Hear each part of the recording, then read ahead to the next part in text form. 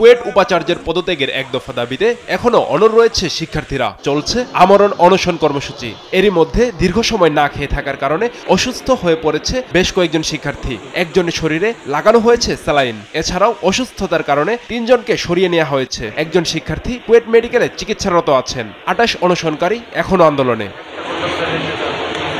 গেল 18 ফেব্রুয়ারি সাধারণ শিক্ষার্থীদের সাথে বহিরাগতদের সংঘর্ষের ঘটনার পর ৬ দফা আন্দোলন শুরু করে শিক্ষার্থীরা। শুরুতে ছাত্র রাজনীতি বন্ধ, ছাত্রদের নিরাপত্তা, হামলার ঘটনা তদন্ত এসব দাবি থাকলেও পরবর্তীতে নানান কারণে এক দফায় চলে আসে শিক্ষার্থীরা। আমরা কোনো আন্দোলনে জনদুর্ভোগ সৃষ্টি করিনি, আমরা কোনো রেললাইন অবরোধ করিনি, আমরা কোনো রাস্তা অবরোধ করিনি। এর জন্য কি ইন্টারিম আমাদের দিকে নজর দেয় নাই? আমরা কোনো মানুষের সাথে তাদের কোনো অস্বস্তির কারণ হইলে এর জন্য কি ইন্টারিম আমাদের দিকে নজর দেয় নাই? আমাদের উপর যে জুলুম করা হয়েছে, আমাদের উপর যে অত্যাচার করেছে, এখনো পর্যন্ত ইন্টারিম কি করতেছে? 20 ঘন্টা চলে যায়, ছাত্ররা এখানে অসুস্থ হয়ে যাইতেছে, এখন ইন্টারিম আমাদের দিকে নজর দেয় না। কখন দিবে? 2-4টা লাশ পড়ে যাবে, তারপরে কি আমাদের দিকে নজর দেবে? না হয় সেই ক্ষেত্রে আমরা আমাদের লাশ এখান থেকে বের হবে, তাও আমরা এই অনশনটা ভাঙবো না। আমরা এই সংকল্পে বদ্ধপরিকর।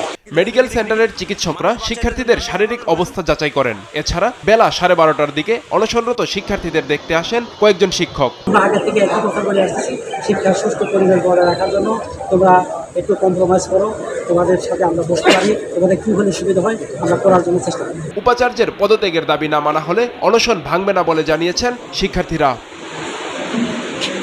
নিউজ ডেস্ক, দেশ টিভি।